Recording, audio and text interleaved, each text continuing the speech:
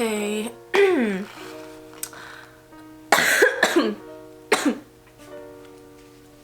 Alright, in all honesty, I never would have imagined me filming this video here today. I might have the coronavirus. Welcome back, guys. I know this is a little different than my usual videos, but this is the situation at hand. I might have the coronavirus. As of right now, I do not know whether or not I have it because I am waiting for the results. And I just want to let you guys in on what has been my life for the past, I guess, 2 weeks since coming back from my spring break in Portugal. A lot has changed, and it is really important right now not to panic and not to downsize the problem in any way, but it's just important right now not to panic because we don't need any of that right now. So yeah, this is a really weird video for me to make, but I just want to put it out there because a lot of friends and family have been asking how I've been doing, and coming out of it now, like, I'm a lot better. I'm still coughing a little bit, but it has gotten a lot better.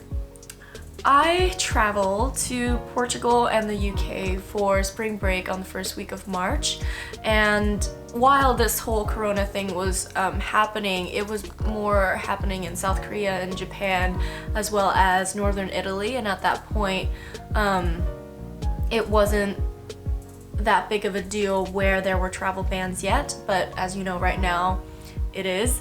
And so at that point I was traveling and, you know, hearing the news while all this is happening, you know, I was just doing the things that I usually regularly do. So during the travel, I obviously was at airports, I was on airplanes, and I interacted with a lot of people from different places because even though I was just in Portugal and the UK, like, a lot of those places have people from all over the world coming to those places as well.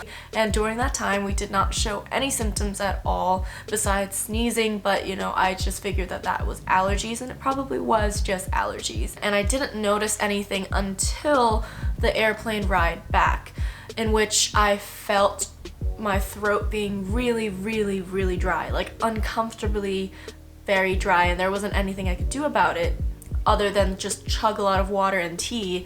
And even though I did that, like, it was still just really dry and uncomfortable. Like, I didn't really think anything of it because, like, I just figured the air in the airplane was just really dry, so that's why I felt that way. But when I came back on Monday and Tuesday, I started coughing, and like I said, like, I didn't really think anything much of it other than, okay, I probably should stay home because of this whole thing. I've been traveling, I don't want to risk it, and so I stayed home, and the symptoms just got worse and worse over the next few days. So Wednesday I didn't go to school. I was just sick at that point. Like, I was coughing every 5 seconds, and it was really rough because I haven't had a cough like this in like years. On Thursday, when things got really, really bad, like, I was feeling really tired, fatigued, and warm at the same time. So I called my clinic, the one that I've been going to for many, many years. They have my name and they have my documents and my file and everything like that. So I just figured that I call there first to let them know that I have been traveling, I have a cough, and I'm not at a fever quite yet, but my temperature is climbing up. And so as soon as they heard that, they were like, okay, where did you go and how long were you there for? And so I explained to them that I was in Portugal, but I also had pit stops in the UK before and after I was in Portugal, and they were like, all right, we need you to come in to get like a respiratory swab done, because as of then they didn't really have any testing kits yet, because on Wednesday, that was when the US started shifting things. That was when schools started to go virtual. That was when president was starting to make more announcements regarding this virus and how it would affect us as Americans. And so at that point, they were saying that they're gonna push out testing kits, but of course that's gonna take a bit of time. And at that point, this was Thursday, or yeah, Thursday, they were just explaining to me that they're going to give me the respiratory swab first to rule out if I have any regular illnesses that are treatable, as in like fever or a cold or just anything along those lines, any respiratory illnesses. If you get the swab and you test positive for any of those 20, then it means you're in the clear and you do not have the coronavirus, and you don't have to take the coronavirus test to find out. And so that's what I was gonna take first, because they didn't have the testing kits yet. So I took it. Later that day, they called and told me that it was negative for all of them. And that's when sorry. That's when they started to sound a little more concerned. They were like, all right, so you tested negative for all of them, so we really need you to come in on Monday to get the coronavirus swab test. And I was like, all right, I'll definitely come in because you're telling me to come in. Also, the healthcare provider, like the doctor at hand, was like, if you could find any other testing locations that will take you right now or anytime within the weekend, do it. Like, go and take the test and so on and so forth. But she was really like putting it out there that they don't have the tests right now, so I wouldn't be able to take it until Monday anyway. And getting the test to go through itself was like pulling teeth, because I called an emergency, like an ER room first. Like, I called Jefferson Hospital because it was near me, and at the time, you know, there weren't a lot of tests yet, and I told them my situation, like my cough was getting a lot worse, I might be starting to get a fever. The person who was handling the phone was not, I don't want to sound rude, but like, she didn't seem like she understood the urgency of my situation. I understand, I completely understand, I'm not dying. Like, I know I'm not dying and I do not need to go into the ER. However, she didn't really know how to handle the situation regarding the coronavirus itself, because there weren't a lot of tests. I'm not blaming her in any way, but she directed me towards like an app that they use in order to find out whether or not you need to go into the ER. And before I like got through the entire app process, like they tell you to enter your credit card information to be able to get a consult on whether or not you need to go into the ER. And I was like, okay, definitely not doing that. So yeah, that's when I decided to like call my clinic again, because they were the only people that were willing to like, okay, come in to get the test. And again, I understand that like ERs are really busy, and you definitely do not need to go into the ER unless you are like really struggling to breathe, and like your fever has been at the same temperature for like 3 days like that. Definitely go to the hospital if you really need to, but definitely call before, because it is a risk for a person with a virus to be in that environment. So definitely call first, let them know what's going on, and then go in. Just letting you guys know, the process of getting tested right now, as of right now, is pretty hard, because they require you to have certain qualifications in order to get the test, because again, there aren't enough tests.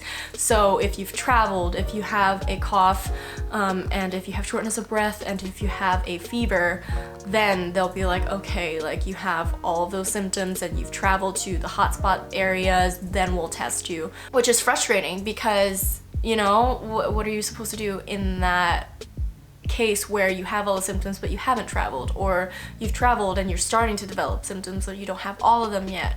It is really difficult, and I was, I guess, like a lucky one to get the testing as quickly as I did with a small clinic. So on Monday, I came in to get the coronavirus swab test, which is kind of the same process as the respiratory one. They just stuck something up your nose and kind of got the snot in there, and then they got a little bit of my mucus from my throat.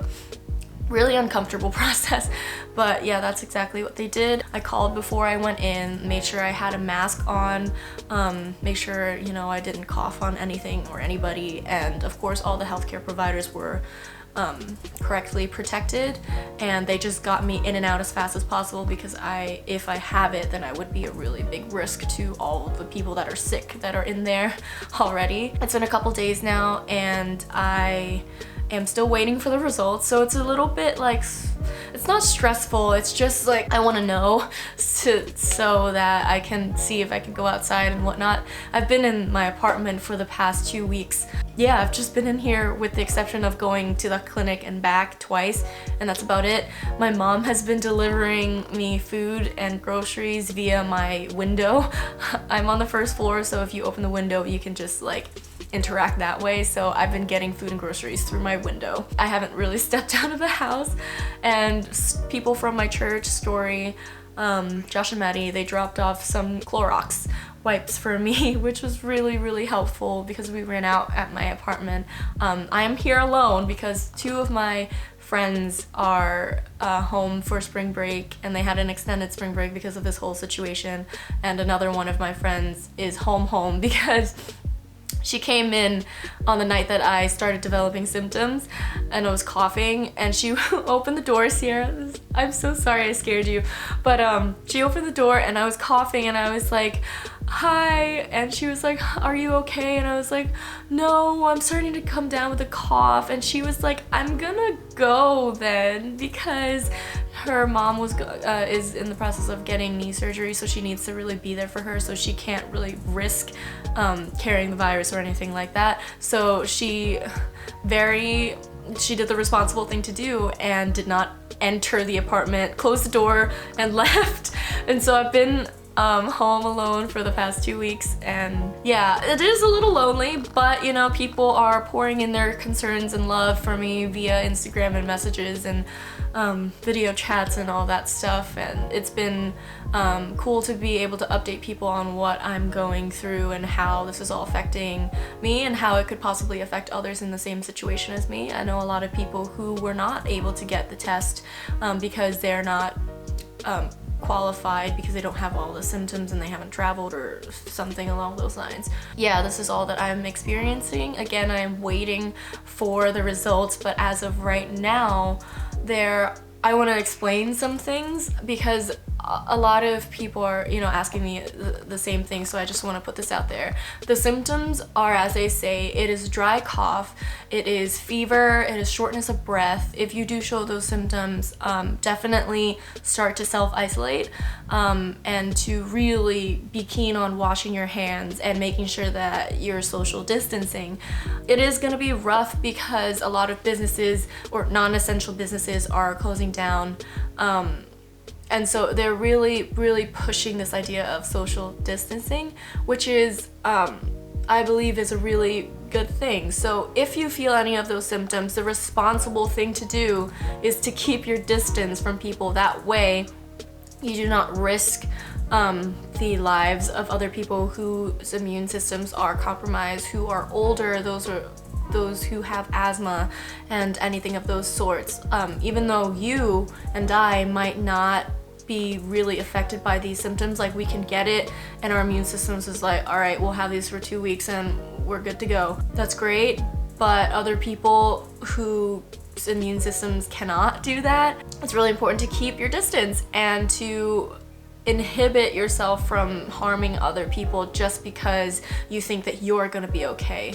It's not about me, it's not about you, it's really about looking out for all of us. And so the responsible thing to do in this situation is to self-isolate and is to social distance. It doesn't mean you should be a hermit for the next couple months. No, not by all, like don't do that. Like, stay connected with people. Like, we live in a digital age where we have the luxury of connecting with people via video chat, via text message, via voice memos. Like, there are just so many ways to stay connected with people. So this is not an excuse to, you know, actually cut off relationships or anything like that. What I'm saying is, in this time of self-isolation and social distancing, it is even more important to stay connected. There are a lot of things that are going to change and have already changed, like schools are closing down, my university has gone online, and you know, as soon as I get the results, if I have it, then I will definitely be telling Temple University that I do, because I did go to school on Tuesday, so that is one day that I would have had contact with people while I had the virus. And so just like keeping people informed is really good, giving people updates about what you're doing, how you are mentally, physically, you know, and all of that stuff. And if you are going to get tested or planning to go to hospitals, definitely call first. And another thing is, do not panic buy.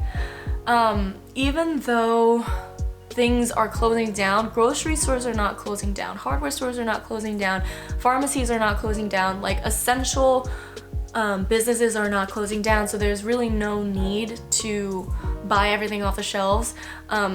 Like I said, we need to look out for other people, so older people who can't really go out whenever they want to, and may not be able to go to farther places in order to find food because the local grocery store is out of everything, like they might not have that luxury. And so keep other people in mind. There's no reason to buy everything, especially toilet paper. Like, I still don't understand that. There's enough food for everybody. There's enough toilet paper to go around. There's no need to steal it from other people's carts. Like, that's not, why? And another thing is, a lot of cases of racism are starting to spark up, and you know, if you see something like that happening, speak up. Like, it obviously, especially in the case if someone is getting harassed or anything like that, if you can't do anything yourself, call somebody, call help, you know, don't leave that person in the dark. Like, we are all in this together. Obviously, this virus isn't caused by Chinese people or the mere fact of being Chinese. It just happened that way, and so it just happened that this started in China and now it's all over the world, but that has nothing to do with the Chinese people or Asians as individuals. Like, it's not our fault, you know? Like, it's weird that I even have to say this, but there are just so many different types of harassment cases going on right now because people are, you know, not safe, and it's crazy. But like, the more we speak out, the more we really pay attention on taking care of other people, no matter who they are, the closer we will get to everything being back to normal. And it's really important right now, again, to just stay connected, especially with friends and family, with people you can pray with people you can worship with people you can just talk to. Like, don't lock yourself in a room and not talk to anybody for like 2 weeks. I don't think that's healthy. So reach out to friends who you haven't talked to in a really long time and see how they're doing, and if there's any way you could help. Or, you know, just call your grandparents because you might not be able to actually physically be there with them. Show them that you care, show them that you miss them. Because it's really rough for the older generation right now, because they are the ones that are going to be like seriously affected by this. Not saying that it can't affect us, because it is, and I have been sick for the past 2 weeks. What the government is trying to do right now is trying to flatten that curve, is to swerve the influx of people going to hospitals all at once. And so it's really important right now for us to do our part, to stay home, to self-isolate, to social distance, to make sure we are keeping up with personal hygiene, washing our hands, wiping down surfaces frequently, and just taking care of ourselves. Like, that's the least we can do. That is one thing that we all can do to help us get back to where we were before. And I believe that we're going to come out of this stronger than ever and connected more than ever. This is a very unique situation, and yeah, to be able to speak about this from a first point of view is crazy. Pray for me, guys, that I don't have it, because I want to step outside and I want to be with my family and I want to be with my friends. And so, yeah, just keep everybody in your prayers, stay connected, love each other, And I'll see you guys next time.